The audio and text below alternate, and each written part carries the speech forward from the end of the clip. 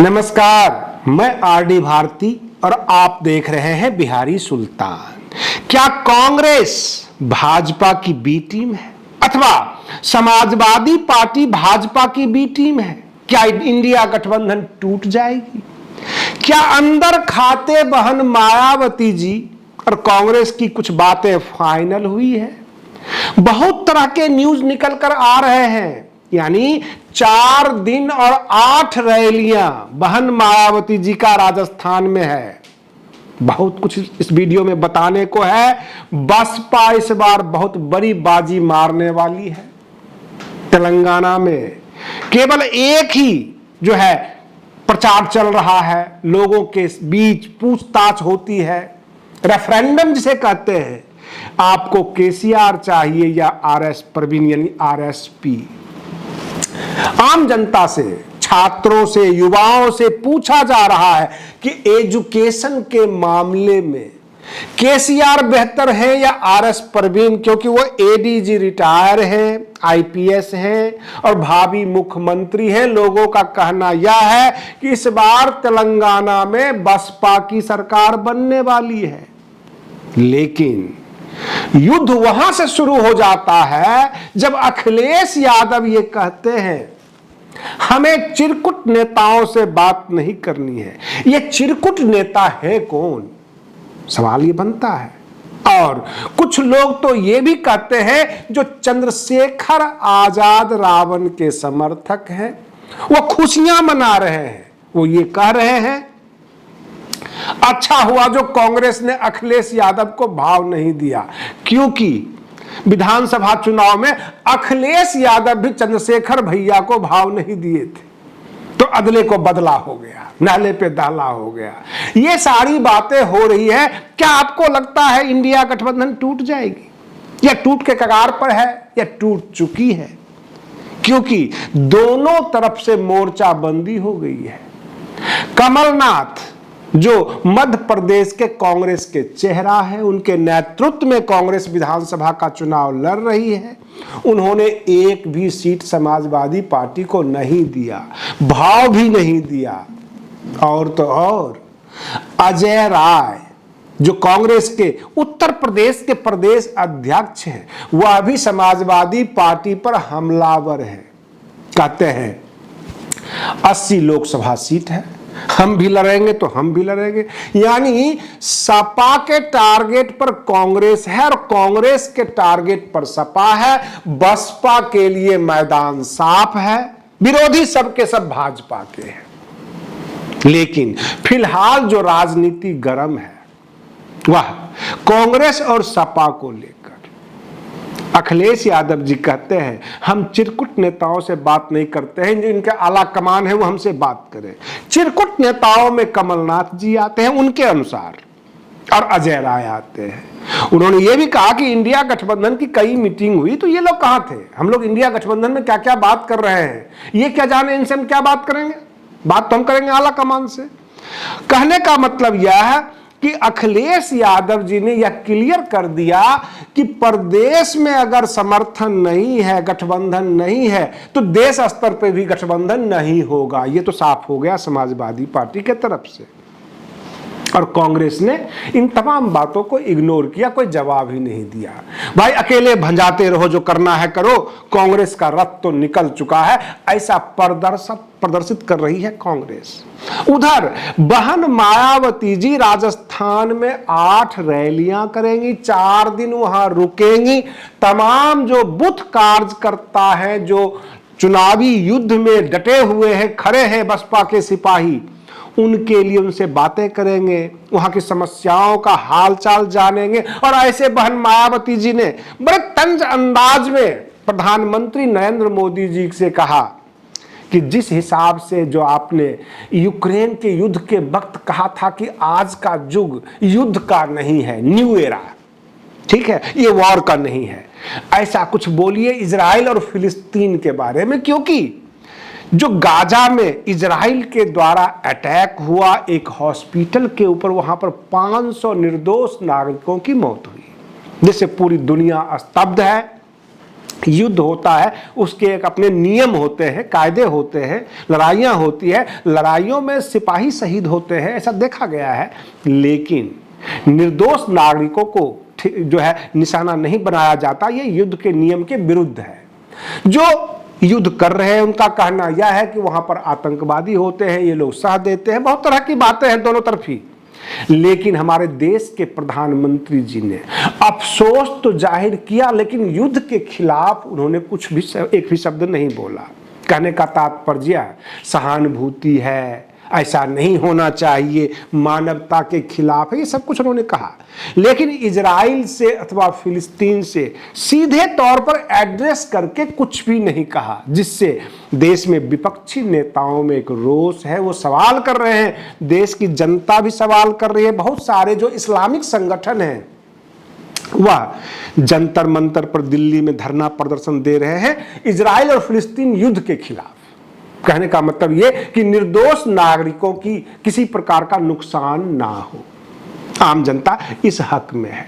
अब हम आपको लेकर चलते हैं राजस्थान में बहन मायावती जी 4 दिन रुकेंगी और 8 रैलियां करेगी। उनके रैली में भीड़ बहुत ज्यादा आता है, मास लीडर है। आपको क्या लगता है कि पिछले विधानसभा चुनाव में 6 सीट निकला था और बसपा इतना तेवर में नहीं था पिछले चुनाव में। इस बार बसपा का एक नया अंदाज है, युवाओं में जोश है, इनके कार्यकर्ताओं में जोश है। और तेलंगाना अगर ये निकाल लेते हैं तो एक नई इबारत लिखी जा सकती है बसपा की, और फिर धीरे धीरे शुरुआत हो जाएगी। और जिस तरह से उत्तर प्रदेश में बिखराव शुरू हुआ है, बिखराव में कांग्रेस और सपा आमने सामने आ गई है, एक दूसरे के आलोचना में ये व्यस्त है। उधर आजम खान जो जेल गए उनको सजा हुई है।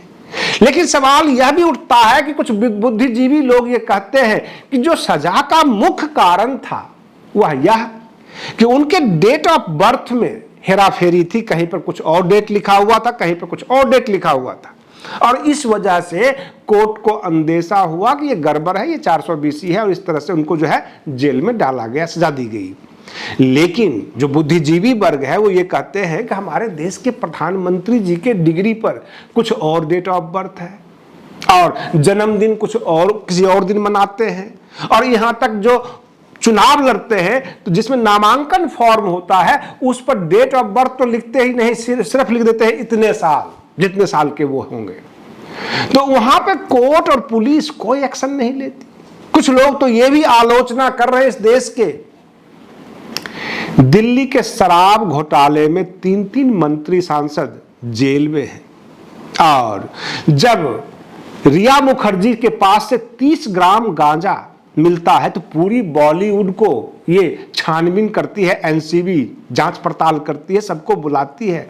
लेकिन अडानी के पोर्ट से 20-20 हजार करोड़ के ड्रग्स पकड़े जाते हैं, उस पर कोई छानबीन नहीं। गुजरात में शराबबंदी है और अंदर खाते कहां कहां तस्करी हो रही है, इसके ऊपर कोई छानबीन नहीं। ये दोहरा नियम इस देश में लागू हो गया है, ये गलत है। और बहुजन समाज पार्टी के कार्यकर्ता इन तमाम न्यूज कार्यक्रम कहां क्या हो रहा है सबको छोड़कर अपने प्रशिक्षण शिविर में व्यस्त है। जो उमेश पाल है उत्तर प्रदेश के प्रदेश अध्यक्ष बसपा के, वह ट्रेनिंग सेंटर जो बना हुआ है बसपा का, जो प्रशिक्षण शिविर, वहां पे वो मौजूद होते हैं, उनको जाकर देखते हैं, उनका हर चीज का ख्याल रखते हैं। कहने का तात्पर्य, रामजी गौतम तेलंगाना लगा दिए गए हैं, आकाश आनंद भी स्टेट में घूम रहे हैं, बहन मायावती जी तेलंगाना से निकलकर राजस्थान की तरफ बढ़ रही हैं। कहने का तात्पर्य है कि बसपा की पूरी फैमिली, जो बहुजन समाज पार्टी की पूरा का जितने भी नेता हैं, सब के सब अपनी जनाधार बढ़ाने में लगे हुए हैं। भाजपा से, कांग्रेस से जो खफा नेता है, जो असंतुष्ट हैं, सबका बस अब एक ही ठिकाना नजर आ रहा है, बहुजन समाज पार्टी, वहां वो ज्वाइन कर रहे हैं। और इस तरह से बसपा के कार्यकर्ताओं में काफी उत्साह का माहौल है, उनको लगता है कि पुराने दिन लौटने वाले हैं। सपा और कांग्रेस कि जो रार शुरू हुई है, जो टसल शुरू हुआ है, वह मध्य प्रदेश के विधानसभा चुनाव को लेकर सपा की इच्छा थी कांग्रेस हमें कुछ सीट दे, वहां पर हम अपना विधायक बनाए, और कांग्रेस ने ऐसा नहीं किया और इस वजह से इंडिया गठबंधन की टूट के कगार पे आ गई।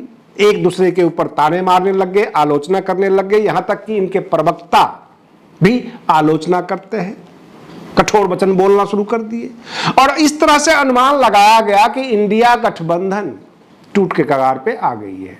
उधर मध्य प्रदेश में गोंडवाना गणतांत्रिक पार्टी और बसपा गठबंधन में है, छत्तीसगढ़ में भी यही हाल है, तेलंगाना में क्लियर मैंडेट के आसार हैं और लोगों के जुबान पर भी है कि अगर बसपा की सरकार बनती है तेलंगाना में तो आरएस परवीन वहां के मुख्यमंत्री होंगे बसपा की सरकार में। लेकिन कंफ्यूजन है, जो आम जनता हमसे भी सवाल करती है, हम पत्रकार हैं, पक्षकार नहीं हैं, किसी के प्रवक्ता नहीं हैं, हम क्या बताएं, क्योंकि लोग ये कहते हैं कि जो हालात मध्य प्रदेश का, राजस्थान का और छत्तीसगढ़ का बन गया है, तो राजस्थान में भी बसपा मजबूत है, मध्य प्रदेश में गोंडवाना गणतांत्रिक पार्टी के साथ है, वो ट्राइबल पार्टी है, उसकी मजबूती है।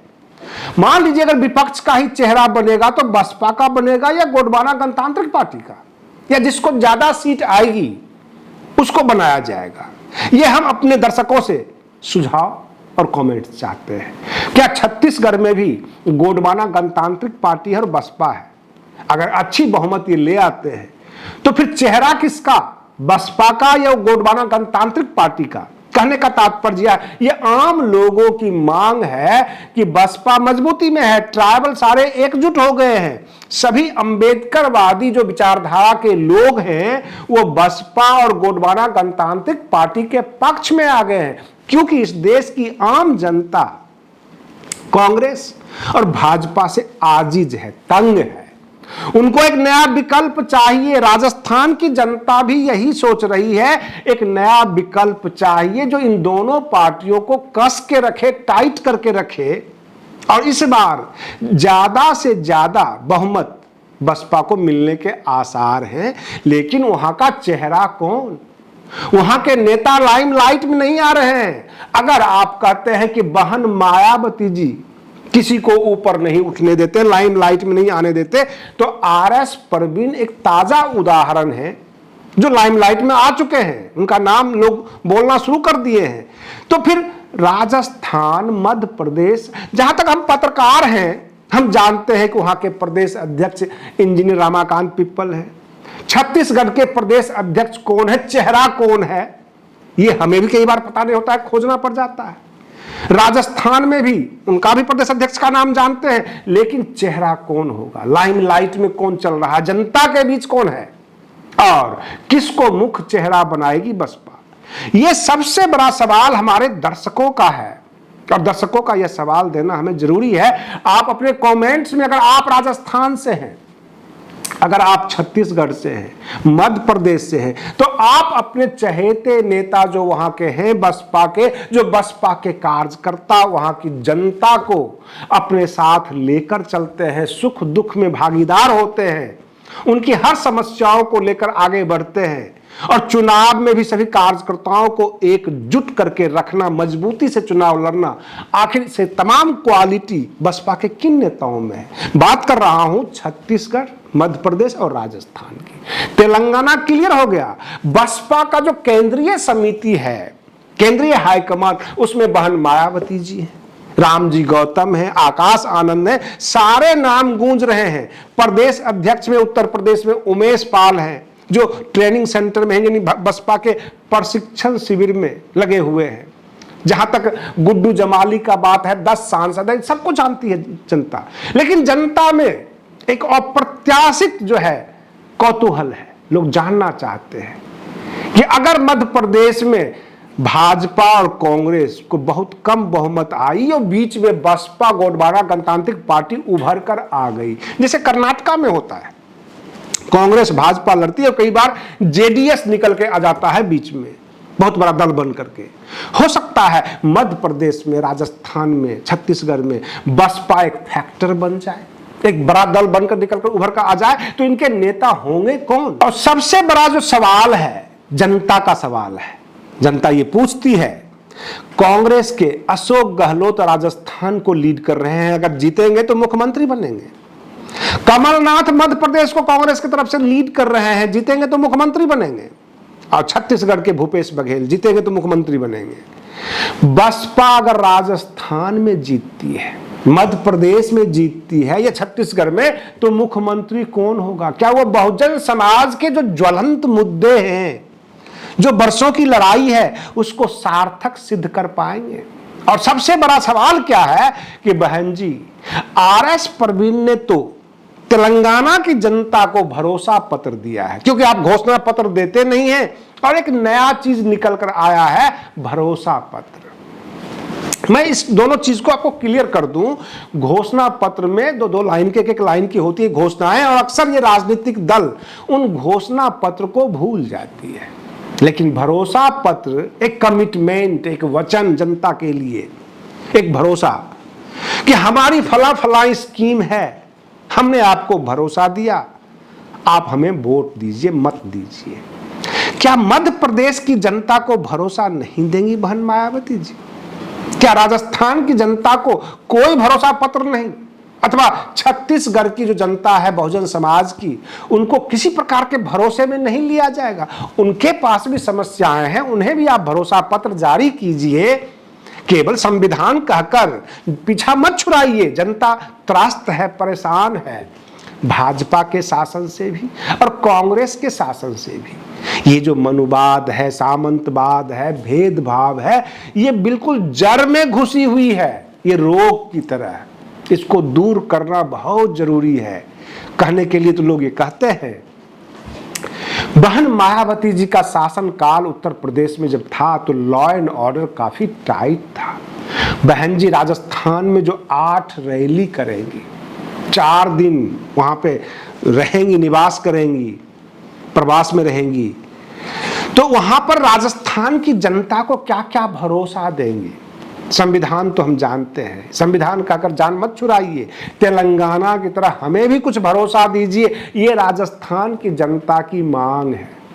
बहुजन समाज काफी त्रस्त है, परेशान है, प्रशासन के द्वारा भेदभाव का शिकार है। आम जनता और समाज की तो बात ही छोड़िए, प्रशासन भी इन्हें नहीं पूछती, इनको कोई मौके नहीं मिलते। क्या बसपा का शासन आएगा तो आप कुछ मौके देंगे? समाज के लिए कुछ योजना ला रहे हैं, जिस प्रकार से आरएस प्रवीण ने स्कीम बना बना कर दिया, जनता को भरोसे में लिया है, आप भी हमें भरोसे में लीजिए। हमारे बच्चों की शिक्षा, रोजगार, हमारा काम धंधा, व्यापार, यहाँ तक कि मकान, सब कुछ है। आपको हमने पिछले न्यूज में बताया था कि जैसे झारखंड के सीएम ने अगवा आवास योजना चलाई, जब बहन जी का शासन काल उत्तर प्रदेश में था तो मान्यवर काशीराम आवास योजना था। राजस्थान में अगर बसपा का शासन आ जाता है, मध्य प्रदेश में आ जाता है या छत्तीसगढ़ में, तो वहां भी कोई आवास योजना होगा जनता के लिए? कुछ तो होगा जो आप बताइए, करके दिखाएंगे, वो बात की बात है। कुछ तो भरोसा दीजिए। ये सवाल आम जनता का है। जनता जानना चाहती है उन नेताओं का नाम जो हमारा लीडर होगा, और बहन जी हमें क्या क्या भरोसा दे रही है। सामने सिर पर चुनाव है, बहुजन समाज बिल्कुल बाहें फैलाए खड़ा है। हम बहन मायावती जी का स्वागत करने के लिए तैयार है। वो आए और हमें भरोसा दें और हमारा वोट लेकर जाएं। इस तरह की बातें आम जनता के बीच हो रही है। और रही बात ये, एक स्टेट तेलंगाना के जो आरएस प्रवीण है, उनकी नेतृत्व ने पूरे देश को हिला दिया है। पूरे देश में भी चर्चा चल रहा है। यहां तक बिहार के बहुजन समाज पार्टी हो अथवा पश्चिम बंगाल के हो, जहां जहां बसपा के नेतृत्व है, सब जगह सुगबुगाहट शुरू हो गई है। कहते नहीं, खीरे को देखकर खीरा रंग बदलता है, तो नेताओं को देखकर भी नेता रंग बदलते हैं। जगह जगह जगह जगह जो है शुरुआत हो चुकी है। और बहन जी जिस एक्टिव मोड में हैं, जैसे वो ट्वीट भी कर रही हैं, प्रधानमंत्री जी सवाल भी कर रही हैं, रैलियां भी कर रही हैं, अपने कार्यकर्ताओं को पीठ भी ठोक रही हैं, उनके काम की शाबाशी भी देते हैं। छोटे बड़े सभी नेताओं से मिल रही हैं, कार्यकर्ताओं से मिल रही हैं, ताकि किसी को यह ना लगे कि बहन मायावती जी आई और हमें इग्नोर कर दिया, हमसे बात भी नहीं किया। ऐसा नहीं दिख रहा। हमें अपने दर्शकों से एक आग्रह है, आप लोग वीडियो तो देखते हैं परंतु सब्सक्राइब नहीं करते हैं। आपका एक एक सब्सक्राइब, एक एक लाइक, एक एक शेयर हमारा मनोबल बढ़ाता है। बहुत सारे भाई ऐसे हैं जो रिकमेंड करने पर ही देखते हैं, उनको नोटिफिकेशन के बटन दबाना नहीं आता, वो नोटिफिकेशन का इंतजार भी नहीं करते। इसलिए बाकी भाइयों के लिए भी थोड़ा सा इस वीडियो को शेयर कर दिया कीजिए। हम सब मिलकर बहुजन समाज के सपना को साकार करेंगे। वे लोग जो बिल्कुल जागरूक नहीं है, जिनको अपने अधिकारों का पता नहीं है, अपने नेताओं का पता नहीं है, केवल वह झंडा और जुलूस देखते हैं और शामिल हो जाते हैं, उनसे अगर यह पूछ लिया जाए आप कहां जा रहे हो, तो यही कहेंगे कि लोगों की भीड़ देखिए और चल दिए। ऐसे भी लोग हैं हमारे देश में। इसलिए कम से कम अपने समाज की जो जागरूकता की बात हो, उसके लिए वीडियो को जरूर शेयर कर दिया कीजिए। और आज के लिए इतना ही।